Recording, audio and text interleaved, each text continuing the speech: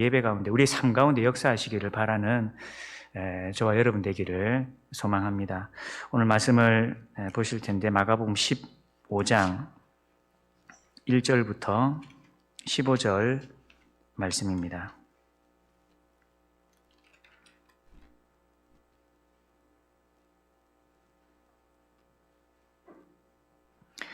1절부터 15절인데 1절부터 5절까지만 제가 읽겠습니다. 15장 1절부터 5절까지입니다. 새벽에 대제사장들이 즉시 장로들과 서기관들 곧 온 공회와 더불어 의논하고 예수를 결박하여 끌고 가서 빌라도에게 넘겨주니 빌라도가 묻되 내가 유대인의 왕이냐? 예수께서 대답하여 이르시되 내 말이 옳도다 하시매 대제사장들이 여러 가지로 고발하는지라. 빌라도가 또 물어 이르되 아무 대답도 없느냐? 그들이 얼마나 많은 것으로 너를 고발하는가 보라 하되 예수께서 다시 아무 말씀으로도 대답하지 아니하시니 빌라도가 놀랍게 여기더라. 예수님께서 빌라도에게 신문을 받으시는 그 장면, 그리고 빌라도가 네가 유대인의 왕이냐라는 그런 질문으로 예수님을 추궁할 때에 그에 대해서 예수님 하신 대답, 말씀이시죠. 이런 빌라도 앞에 재판받던 예수님의 모습으로 우리 다시 한 번 더 예수님께서 이 땅에 오신 이유가 뭔가, 그리고 예수님의 부활의 권능의 의미와 목적이 뭔가라는 것을 나누고자 합니다. 먼저 예수님께서 이 앞전에 한 번 더 신문을 받으셨죠. 유대 지도자들에게 신문을 받으시고 그 유대 공동체 안에 자체적인 재판이 있었습니다. 그들이 처음에는 예수님을 어떤 죄로 몰아넣으려고 했다라고 했죠. 정치범으로 몰아넣으려고 했습니다. 로마를 대항하는 반역죄, 내란 선동죄를 적용하고자 했지만 이제 그게 자기들끼리 증거도 불충분한 상황에서 자기들끼리 말 맞추는 게 쉽지 않았던 거죠. 그래서 부득이하게 이 사형을 이끌어낼 수 있는 그런 제목이 아닐 수 있지만 예수님께서 하나님의 아들 되신다라는 그 고백을 이용해서 신성모독죄다라고 모함하고 재판을 넘기죠. 그런데 오늘 본문 속에 다시 이 재판의 내용은 빌라도가 묻습니다. 이제 기소를 했으니 그 내용을, 기소 내용을 가지고 재판을 할 때 빌라도가 원래 어떻게 물어야 정상일까요? 어떤 죄로 넘어온 거죠? 지금 신성모독죄, 하나님의 아들이라고 하는 신성모독죄로 넘겨졌으니 빌라도가 물을 때에 네가 하나님의 아들이냐라고 묻는 게 이제 순리적인데 그렇게 묻지 않습니다. 그건 뭐냐? 유대 지도자들이 결국 재판을 넘길 때, 정식으로 재판을 넘길 때 어떻게 했다라는 거죠.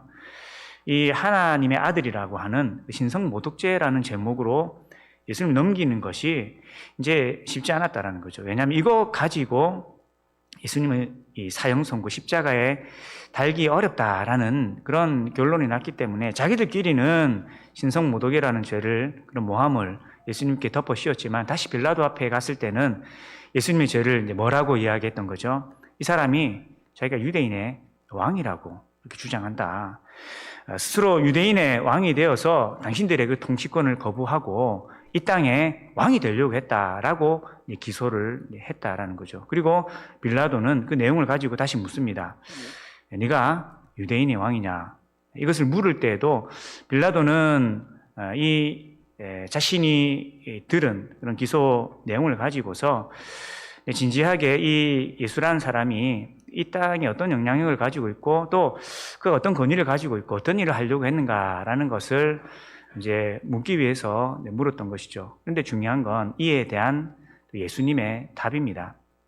네가 유대인의 왕이냐라는 그 질문 앞에 예수님께서 대답하실 때에 예수님께서 그래 내가 유대인의 왕이다라고 말한 것처럼 본문 속에서는 보여지죠. 예수님이 내 말이 옳도다라고 하셨으니 이 내용은 그래 네 말대로 내가 유대인의 왕이다라고 답한 것처럼 보일 수 있습니다. 그런데 예수님께서 하신 그 대답의 원문은 she 네게이스, 당신이 말한다. 당신이 그렇게 말하고 있다라고 직역하면 그런 의미가 되고, 또 이것을 좀 더 보충해서 이야기하자면 그건 당신의 말이다. 그건 나를 고발한 그들의 주장이다. 라는 의미에 더 가깝다라는 것이죠. 그리고 이 질문과 네가 유대인의 왕이냐라는 질문과 이에 대한 대답은 공간복음서에 그대로 원문도 똑같은 표현으로 그대로 기록되어 있습니다. 마가복음 27장에도 누가복음 23장에도 네가 유대인의 왕이냐 내 말이 옳도다. 같은 표현. 그러나 그 의미가 예수님께서 그래 내가 유대인의 왕이다라는 의미로 말씀하신 것이 아니라 네가 그렇게 말하고 있다. 이걸 조금 비꼬아서 우리식으로 말하면 어떨까요? 그건 네 말이고 그건 네 생각이고 이런 뉘앙스에 더 가깝다라는 것이죠. 왜 예수님께서 이렇게 말씀하셨을까요? 이 유대 지도자들이 예수님을 기소한 내용, 지금 이 이스라엘이라고 하는 로마의 지배 아래에 있는 이 땅에 왕으로 서려고 한 그런 이 정치적인 그리고 군사적인 왕으로서 예수님이 이 땅에 오신 것이 아니다라는 것을 간접적으로 표현하시는 거고, 이 빌라도 총독 앞에서도 내가 이 땅에 왕으로서 이곳에 온 것이 아니다라는 것을 이제 말씀을 하시는 거죠. 그런데 우리가 이 본문만, 공간복음서의 말씀만을 보고 또 이런 해석을 접하면 이제 수긍이 가다가도 요한복음의 말씀을 보면은 좀 다르게 여겨질 수도 있습니다. 요한복음 말씀, 요한복음 18장 33절의 말씀을 보면 또 똑같이 질문을 하죠. 네가 유대인의 왕이냐? 근데 이 질문에 대한 답의 37절이 예수님 대답을 하십니다. 예수께서 대답하시되 내 말과 같이 뭐라고 말씀하시죠? 내가 왕이니라 라고 말씀하고 있으시다라는 거죠. 그러면 앞서 나눴던 그런 해석에 문제가 있지 않나라고 여길 수 있겠지만 이 예수님의 대답 직전에 하셨던 말씀이 사실 더 중요한 내용이 되는 거죠. 34절 말씀부터 다시 보시면 빌라도가 네가 유대인의 왕이냐라고 할 때에 이는 네가 스스로 하는 말이냐 다른 사람들이 나에 대하여 내게 한 말이냐 예수님께서 되물으시죠. 그건 유대 지도자들이 예수님 자신을 기소할 때의 그 내용, 그걸 가지고 네가 나한테 그렇게 하느냐 아니면 네가 스스로 생각하면서 나한테 그렇게 묻는 거냐 이렇게 반문하시고 다시 대답하십니다. 36절, 18장 36절 같이 한번 읽어보실까요? 같이 읽겠습니다. 시작. 대답하시되 내 나라는 이 세상에 속한 것이 아니니라. 거기까지 읽겠습니다. 예수님께서 뭐라고 대답하시죠? 내 나라가 어디에 속했다고요? 이 나라에 속한 것이 아니다. 너는, 그리고 유대 지도자들은 그런 의도로 이 나에 대해서 기소를 하고 고발한지는 모르겠지만 나는 내 나라는 이 땅에 속한 것이 아니다. 그건 내가 이 이스라엘의 정치적인 군사적인 왕이 되기 위하여서 이 땅에 온 것이 아니다라는 대답과 이제 다름이 없는 것이죠. 그러면서 만일 내 나라가 이 세상에 속한 것이었더라면 내 종들이 싸워 나로 유대인들에게 넘기지 않게 하였으리라. 이거 뭐냐? 예수님 능력을, 권능을 가지고 계시다라는 겁니다. 지금 자신이 잡힌 듯 보여도 능력이 없어서 그런 죄 때문에 붙잡혀서 어쩔 수 없어서 이 심판을 받고 있는 것이 아니다라는 거죠. 그리고 만약 그들의 주장대로, 너의 질문대로 내가 이 땅의 왕으로서 여기 왔다면 내가 순순히 이렇게 잡혀있지 않는다라는 것이죠. 예수님 가진 권능으로 그 종들을 사용하여서 이 결박을 풀고 왕으로서 당당히 그 권세, 그 권위를 발휘하지 내 나라가 여기에 속하였다면 내가 이렇게 지금 묶여서 너 앞에 신문당하고 있지는 않을 거다라고 말씀하시는 거죠. 그리고 이어서 이제 내 나라는 여기에 속한 것이 아니니라. 예수님께서 자신의 신분이 또 자신이 땅에 오신 이유와 목적이 무엇인가라는 것을 분명하게 밝히고 있다는 거죠. 그러니 이 요한복음의 말씀을 가지고 다시 공간복음을 볼 때에도 마태, 마가, 누가의 예수님의 대답을 볼 때에도 네 말이 옳도다라는 것은 그래 내가 유대인의 왕이다라는 의미로 말씀하신 것이 아니라 그건 너희들의 생각이고 내 나라는 여기 속하지 않았다. 내가 이곳에 고초를 당하고 고난을 받고 십자가 지고 다시 부활에 이르기까지의 모든 과정이라는 것은 하나님께서 이 땅에 나를 보내셔서 하나님 나라 세우시기 위한 그런 순종의 과정으로서 이곳에 있는 것이지, 지금 정치적으로 군사적으로 로마를 물리치고 그리고 이 부패한 종교 지도자들을 다 몰아내고 이 땅에 내가 왕으로서, 보이는 왕으로서, 세상의 왕으로서 군림하는 것, 이것이 예수님의 목적이 아니다라는 걸 분명히 밝히신다라는 겁니다. 그러면서 이 말씀을 묵상하면서 그런 고백이 되는 겁니다. 자, 예수님의 대답을 통해 알 수 있는 건요, 예수님 여전히 묶여 있고 이제 곧 십자가에 달리시겠지만 권능을 가지고 계시다. 능력을 가지고 계시다. 단 그가 이 매맞고 신문을 당하고 또 십자가에 달리기까지의 과정은 그가 능력이 없으셔서가 아니라 오히려 하나님께서 그를 이 땅에 보내신 일들을 이루시기 위한 순종의 과정으로 이렇게 모진 고난과 고통을 당하시는 것이지 그가 능력이 없으신 것이 아니다. 그리고 또 세상이 볼 때에 영적으로 깨어있지 못한 채 앞으로 이루어질 일들, 이 눈앞에 일어나는 모든 일들이 하나님이 계획하신 대로 하나님의 뜻대로 이루어지고 있다라는 것을 알지 못하는 자들이 볼 때에는 예수님 실패했고 예수님의 끝이라는 것은 비참한 결과로 마무리하는 듯 보이지만 이 모든 것은 하나님께서 계획하시고 약속하신 하나님의 언약이 성취되어가는 과정이다라는 것을 예수님의 고백을 통해 알 수 있는 것이죠. 그리고 예수님은 결국 이 재판과 그리고 십자가와 그리고 오늘 우리가 기억하고 기념하고 기뻐하는 그 부활의 사건을 통하여서 자신의 나라를 온전히 세워갔다라는 것이죠. 그렇기 때문에 우리는 예수님의 고난과 그의 십자가와 그의 부활을 통하여서 우리가 고백할 수 있는 게 뭘까요? 보이는 세상은 망해도 하나님의 나라는 결코 망하지 않는다. 우리가 이것을 고백하고 우리가 신뢰하고 그 하나님 나라를 향하여 소망하며 살아갈 수 있는 겁니다. 이 당시에 예수님을 따르는 사람들의 눈에 예수님께서 당하시는 일들은 그저 슬퍼하는 일이죠.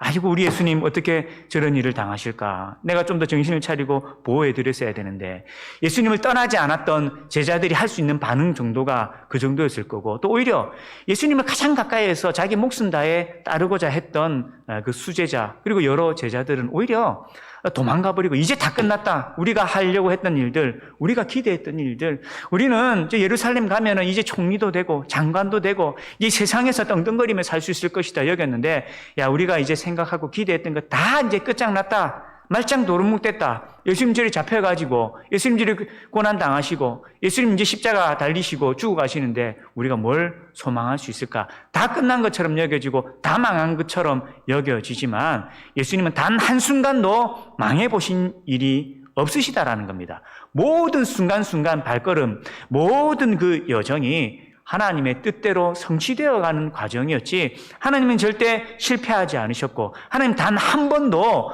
망하시지 않으셨다라는 것이죠. 그리고 그것은 오늘 우리가 이 말씀을 접하는 교회 가운데도 통일하게 주어지는 겁니다. 저와 여러분이 염려하고 걱정하죠. 왜 염려하고 왜 걱정할까요? 경제가 어려우니까 걱정이 되죠. 내가 오늘 당장 수입이 줄어들고요. 아니, 수입이 줄어드는 정도가 아니라 이제 이 가게가, 기업이 무너질 정도의 어려움이 다가올 때에 그 눈에 보이는 상황들 때문에 염려가 되고요. 근심이 되고 또 어떤 생각이 들까요? 아, 이제 망하는 거 아닌가라는 염려가 될 수 있습니다. 오늘 내가 그 정도의 상황은 아니라 하더라도 이 전염병 때문에 지금 온 세계가 위축되어 있고 또 앞으로 다가올 위기라는 것이 내 인생에 어떤 영향을 미칠까, 또 우리 교회에 어떤 일들을 미칠까라고 하는 그런 염려와 근심이 우리에게 주어질 수 있는 것이죠. 그런데 이 모든 판단, 이 모든 반응들은 하나님께서 우리에게 주신 것은 아니다라는 것이죠. 만약 그런 자세로 바라본다면 우리의 염려라는 것이 먹고 입고 마시고의 문제가 아니라 하나님께서 이 땅 가운데 징계하시고 심판을 주시는데 그 말씀 앞에 우리가 깨어있지 못하다. 그리고 우리가 순종하지 못했다. 우리가 더욱 충성하지 못했다라는 염려. 그래서 오늘 당장 먹고 있고 살아가는 문제들이 아닌 하나님 말씀 앞에 깨어있지 못한 그런 우리의 영적인 자세를 가지고서 염려한다. 그것은 교회를 향한 거룩한 염려가 될 것이고 그 염려는 좀 더 순종하게 하고 좀 더 기도하게 하고 좀 더 주신 사명에 충성하게 하는 반응으로 연결되겠지만 그저 내 눈앞에 보이는 이 현실, 이 상황 때문에 내가 염려하고 걱정하고 그리고 세상이 다 망할 것처럼 교회가 다 무너지고 쓰러질 것처럼 우리가 걱정하는 것은 그건 하나님께서 우리에게 주시는 염려와 하나님께서 우리에게 바라시는 그런 근심이 아니다라는 것이죠. 오히려 교회는요, 눈앞에 보이는 현실에 이끌려서 고민하는 것이 아니라 예수님께서 네 말이 옳다. 그러나 그것은 너의 생각일 뿐 내 나라가 이곳에 있는 것이 아니라 내 나라는 하나님의 뜻이 하나님의 말씀이 이 땅 가운데 지배하고 다스리는 그 주님께서 예수님께서 주인 되시는 하나님 주인 되시는 나라 그 나라가 나의 나라고 그리고 내 나라는 지금부터 이루어질 것이고 세워질 것이고 시작될 것이다 라고 선포하시듯이 죽음을 놔둔 예수님께서 그러나 오히려 하나님 나라가 이 땅 가운데 세워질 것을 선포하시듯이 오늘 우리가 육체적으로서는 저도 그렇죠. 왜 염려가 되지 않겠습니까만은 그러나 말씀 앞에 섰을 때는 무엇을 고백할 수 있어야 되느냐? 예수님 고난당하시고 십자가 지시고 다 죽을 것처럼 다 망할 것처럼 보였지만 그건 망하는 과정이 아니라 하나님 역사의 과정이고 하나님께서 약속하신 바대로 하나님 나라를 새 언약을 성취시키시고 하나님 나라를 다시 이렇게 세우셨다. 그것을 우리가 이 말씀을 보고 말씀을 통해 보고 경험하듯이 오늘 우리의 삶 속에서도 그 예수님의 십자가와 부활을 의지하고 하나님께서 우리에게 은혜 주신 그 목적, 그 사명대로 우리가 믿음으로 살아갈 때에 세상은 다 망해도 누구는 산다고요?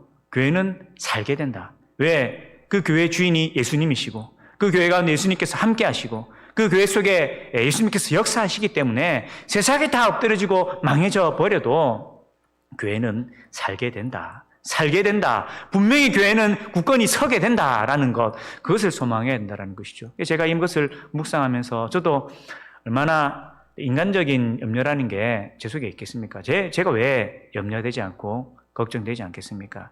어릴 때 청년의 몸으로 혼자 결단하고 살아가는 때와 달리 처자식이 있고 저에게 보장된 것이 아무것도 없는 그 상황 속에 앞으로 어떻게 해야 되나라고 하는 그런 부모로서의 남편으로서의 인간적인 염려라는 것을 언제나 주어줄 수 있겠죠.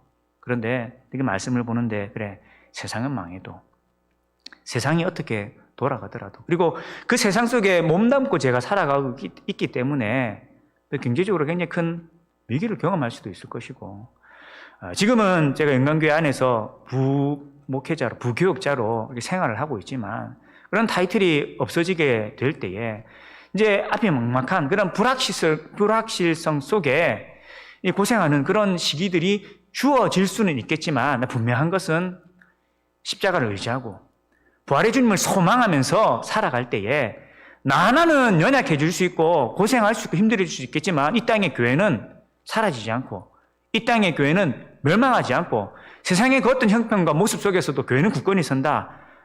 그런 감동을 주실 때 그거 하나면 된다. 그거 하나면 된다. 물론 그런 다짐만큼 제가 얼마나 견고하게 이 심지가 견고하게 세워져 있을지는 모르겠지만 제가 염려하고 고민하고 또 이 땅에 일어나는 경제적인 위기뿐만 아니라 지금 우리 눈앞에 닥쳐져 있는 이 저출산이라고 하는 굉장히 심각한 언론에서 오히려 이 부각시키지 않아서 그렇지 어쩌면 우리가 지금 당하고 있는 것보다 비교할 수 없는 그런 이 산술적인 딱 정해져 놓은 도무지 바꿀 수 없는 그런 위기들 앞에서 우리의 인생이 내 삶이 어떻게 되어갈까라는 것이 염려될 수도 있겠지만 그러나 분명한 것은요. 우리의 염려라는 것이 현실적인 염려고 그리고 내 인생이 내가 우주의 중심이고 내가 전부가 돼버리면 세상이 어떻게 돌아가든지 내가 실패해버리면 다 실패한 것처럼 여겨지잖아요. 근데 시선을 바꾸고 눈을 바꾸니 내가 비록 고난 속에 있고 내가 어려움 속에 있어도 하나님 두 눈 시퍼렇게 뜨고 살아계시고 그리고 십자가 지셨고 부활의 권능으로 영원한 사망을 다 이기신 그 주께서 자신의 몸된 교회 가운데 주인이 되시어서 머리가 되시어서 함께 하시니 그를 의지하고 그 이름으로 함께 모여서 예배할 때 그 교회가 세상의 어떤 상황 속에서도 멸망하지 않는다. 넘어지지 않는다. 성도가 그 믿음 가지고 마음의 소망을 품고 다가오는 위기 앞에서 담대할 수 있다면 그 한 사람을 통하여서 또 그런 사람들의 모임을 통하여서 주님께서 교회를 굳건하게 세워가실 거다라는 그러한 감동이 주어지게 됐다라는 것이죠. 오늘 우리에게 동일하게 말씀하시는 겁니다. 세상에 어떤 상황 속에 있든지 우리가 염려하는 것은 철저하게 인간적인 것이고 또 이 물리적인 것, 물질과 관련된 것들, 그리고 혹은 나의 건강에 관련된 것들. 근데 사람의 이 마음이라는 것이 철저하게 자기중심적이기 때문에 나를 중심으로 해서 세상을 바라보니 내가 어려우면 세상이 다 어렵고 내가 힘들면 세상이 다 망하는 것처럼 여겨지죠. 그런데 시선을 바꾸어서 하나님 나라를 향하여서 바라보고 하나님 뜻을 향하여서 바라보고 하나님께서 이 땅 가운데 예수의 일들을 향하여서 시선을 바꿔보니 내가 좀 힘들 수는 있겠죠. 내가 고생하는 그런 삶들이 나에게 주어질 수는 있겠죠. 그렇다고 해서 세상이 망해버리는 상황이 주어진다고 해서 교회가 망하느냐? 그렇지는 않는다라는 것을 우리가 고백할 수 있어야 된다는 것입니다. 사랑하는 성도 여러분, 하나님의 나라는 결코 무너지지 않습니다. 역사 속에서 단 한 번도 교회는 멸망해져 버린 적이 없었다라는 것입니다.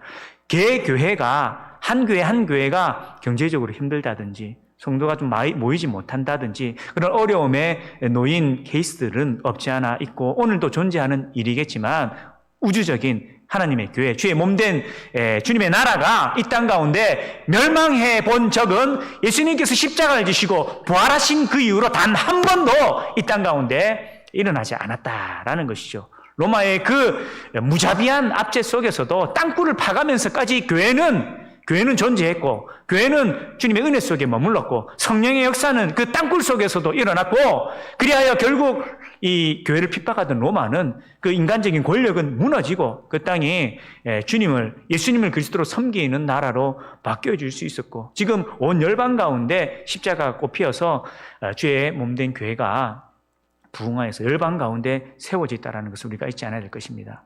물론 현실은 힘들고요. 그 어느 때보다 개척교회 목사님들 또 우리 선교사님들이 너무나 열악한 어려운 상황 속에 놓여 있는 것을 우리가 부인할 수 없습니다. 그러나 우리는 소망을 가져야 되고 그리고 우리는요 담대할 수 있어야 됩니다.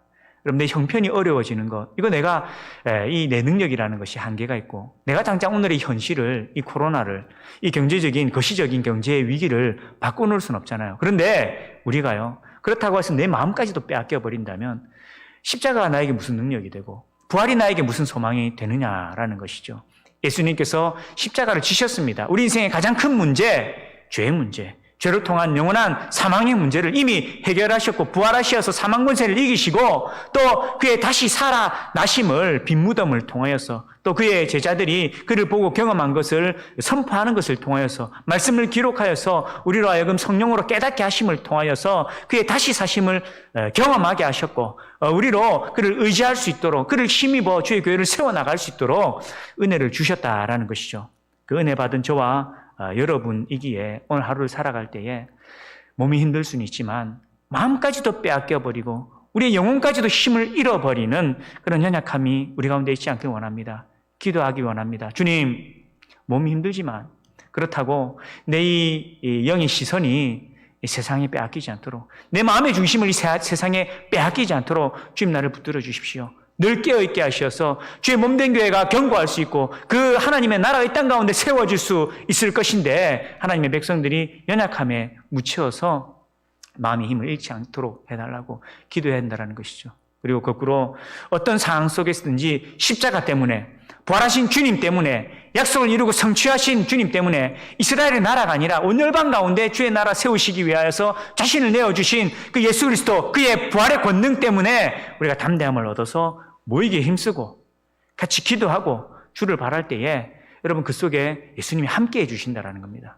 그리고 그 모임 속에 성령의 역사하시고요. 그리고 그 교회가 세상의 어떠한 형편과 상황 속에서도 복음을 위하여 쓰임받을 수 있도록 주님께서 인도하여 주신다는 겁니다. 그러면 교회가 세상의 어떤 공격과 위협과 또 고난과 어려움 속에서도 교회는 굳건하게 서가는 것이고요. 또 그런 교회의 견고함 속에 성도 한 사람 한 사람이 보호를 받고 인도를 받게 된다는 것이죠. 왜? 예수님께서 그 모임을 사랑하시고 또 그 모임이 자신의 부귀영화를 위한 것이 아닌 하나님 영광을 위한 것이고 주의 복음을 위하여서 쓰임받고자 모여 예배하고 기도할 때 그 모임 가운데 임하신 주께서 그 성도 한 사람 한 사람의 인생 가운데 개입하시고 함께 하시고 은혜 주신다라는 것이죠.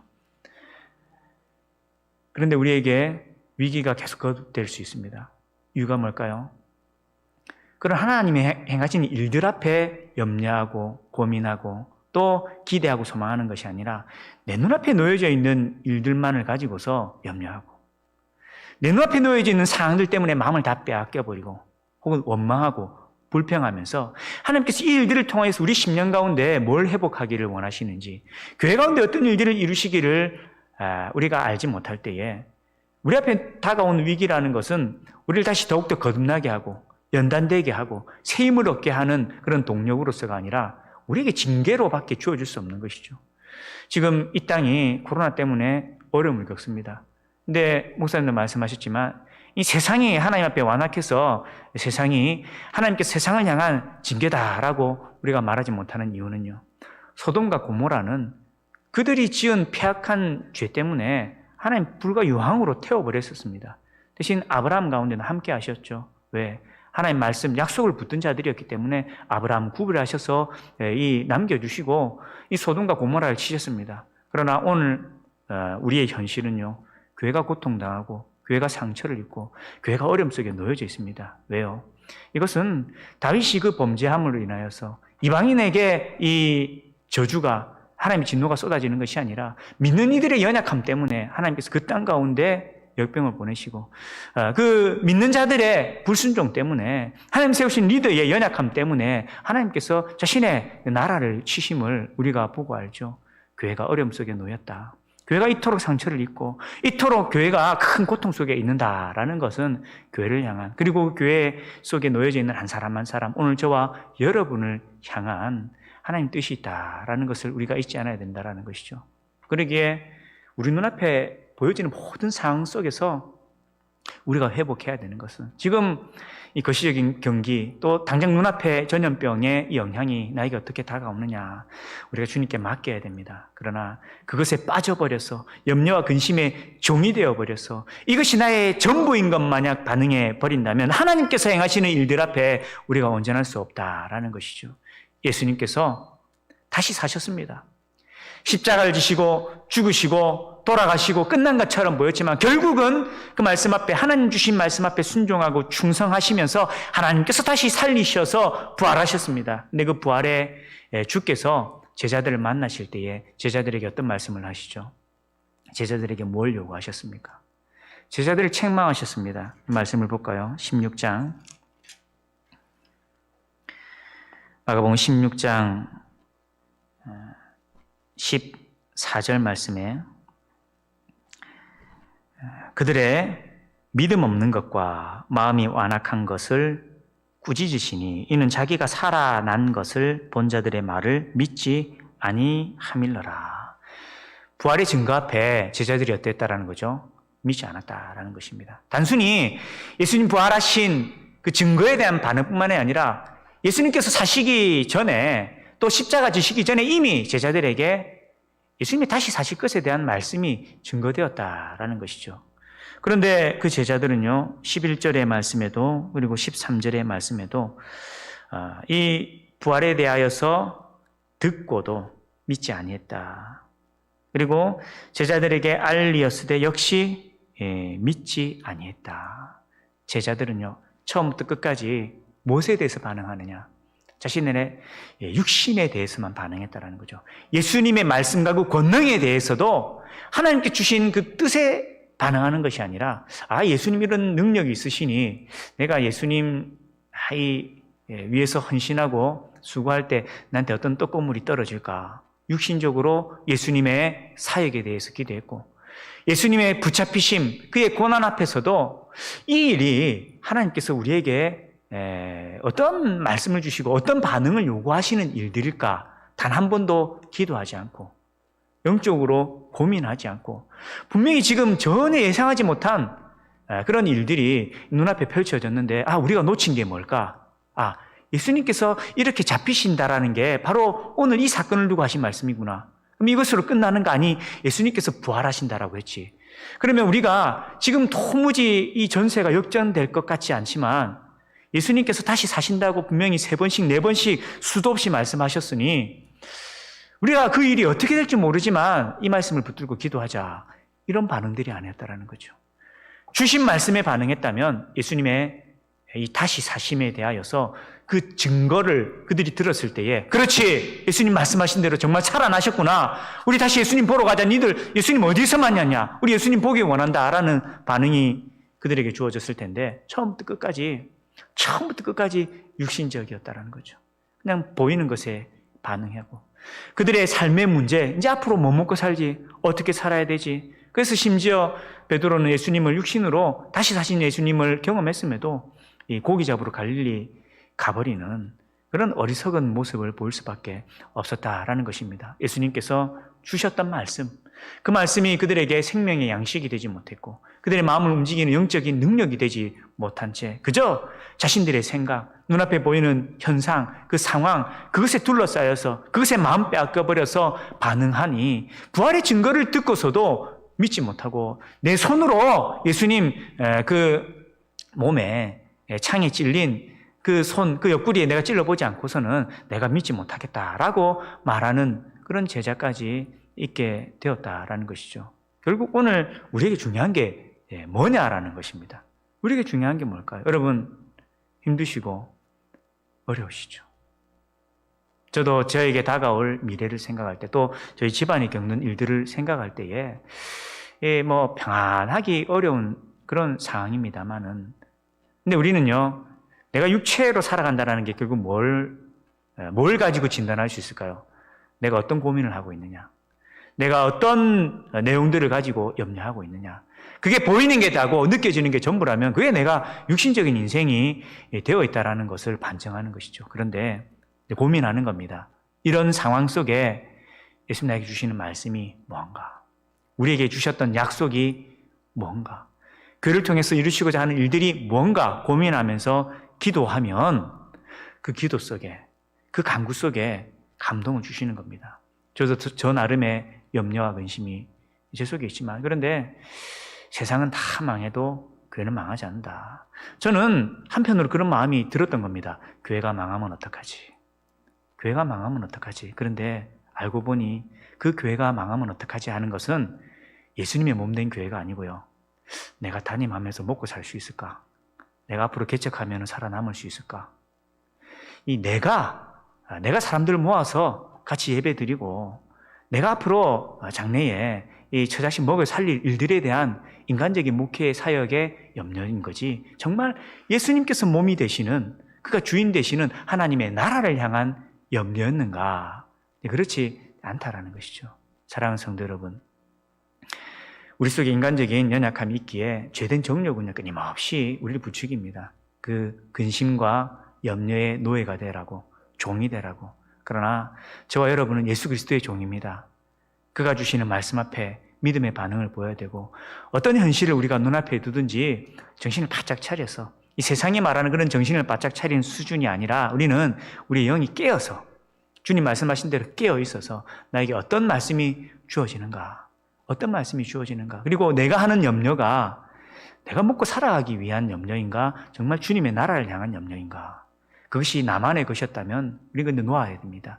그걸 십자가에 못 박아야 됩니다. 나만의, 내가 중심이 되어서 바라보는 이 세상, 내가 중심이 되어서 바라보고 있는 이 경제, 내가 중심이 되어서 바라보고 있는 이 땅의 미래, 그것은 십자가에 못 박아서 죽어버려야 되고 내 속에 예수께서 주인 되시어서 예수님께서 내 인생의 이 주관자가 되시어서 내 삶을 움직이시고 그의 뜻대로 역사하시어서 우리가 세상이 어떻게 돌아가든지 내가 염려와 근심의 종이 아닌 세상이 다 망해도 하나님 나라는 결코 망하지 않는다. 그 믿음 가지고 모이기에 힘쓰고 기도하고 또 주신 사명에 충성하여 나아갈 때 하나님 역사가 일어난다는 것이죠.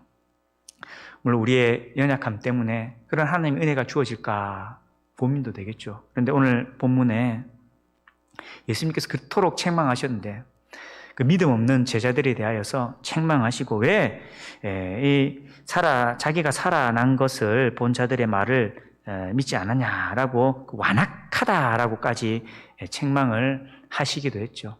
다른 어떤 복음서보다 마가복음은 제자들의 이 믿음이 없는 모습들을 이제 부각을 합니다. 마태복음에서 풍랑을 잠잠케 하시고 바다를 잠잠케 하셨을 때에 왜 믿음이 없느냐, 믿음이 적은 자들아 라고 말씀하셨는데, 마가복음에서는요, 동일한 본문에서 너희들은 왜 믿음이 없느냐, 그러니까 제자들이 아예 믿음이 없는 사람으로 부각되었다라는 거죠. 그리고 그것이 끝까지 이어집니다. 끝까지. 그래서 14절까지 그들의 믿음 없는 모습에 대하여서 부각하시는데, 근데 그렇기 때문에 더 놀라운 것이 뭐냐, 15절 말씀 한번 보실까요? 15절 같이 한번 읽어보겠습니다. 마가복음 16장 15절 같이 읽겠습니다. 시작. 또 이르시되 너희는 온 천하에 다니며 만민에게 복음을 전파하라. 여러분, 지금 여기에서 너희가 누굽니까? 그 믿음 없는 제자들, 연약한 자들, 그 믿음 없는 제자들, 그 부족함 속에서도 어떻게 하라고요? 사명을 맡기셨다라는 겁니다. 그렇게 어리석고 믿음 없는 그들이었는데, 그럼에도 불구하고 사명을 맡기시고, 그럼에도 불구하고 그들 가운데 하나님께서 그들이 쓰임받기를 원하셨다는 거죠. 오늘 우리에게도 동일합니다. 우리에게 여전히 연약하고 믿음 없어 보이고 부족한 우리인데, 예수님께서 그런 우리를 향하여서 사명을 맡기시고 주의 교회를 세워가라고, 복음 위하여 살라고 우리에게 이 교회를 맡기시고 사명을 맡기시고 우리가 쓰임받기를 기대하시고 불러주신다라는 거죠. 이게 은혜죠. 이게 은혜입니다. 그런 믿음 없는 제자들인데, 끝까지 믿음 없다고 책망했던 제자들인데도 불구하고, 야, 그래도 너희들 이제부터라도 정신 차리고 복음 위에 살아라, 전도하며 살아라, 선교를 위해 살아라 라고 맡기셨고요. 그리고 복음 위하여 살아갈 때 내가 너희와 함께 해서 17절, 18절이죠. 믿는 자들에게는 이런 표적이 따르니 곧 그들이 내 이름으로 귀신을 쫓아내며 새 방언을 말하며 뱀을 집어 얼리며 무슨 독을 마실지라도 해를 받지 아니하며 병든 사람에게 손을 얹은 즉 나으리라. 권능을 주신다라는 겁니다. 복음 위하여 살아갈 때 함께 하셔서 능력이 드러나도록 하신다라는 겁니다. 그리고 20절에도 제자들이 나가 두루 전파할세 주께서 함께 역사하사 그 따르는 표적으로 말씀을 확실히 증언하시니라. 주께서 함께 역사하사, 그토록 믿음 없다고 책망받던 제자들이었는데 주님께서 은혜 주시고 성령을 충만케 해주시고 사명 주시어서 그들이 순종하여 주 따를 때에 함께 하셔서 예수님의 함께 하심으로 승리하고 이기게 하셨다라는 겁니다.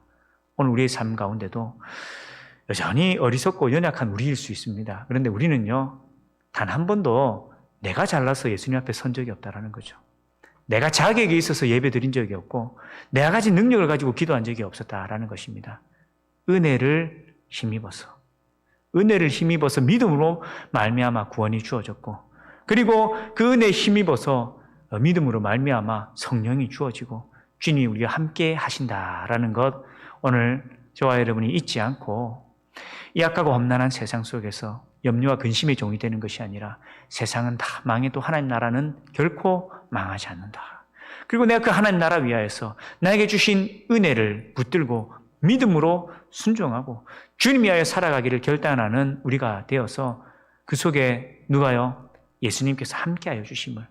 그래서 우리의 가정과 기업과 자녀들, 무엇보다 우리 교회 가운데 주님께서 함께하여 주심을 누리는 저와 여러분 되기를 주님의 이름으로 축원합니다.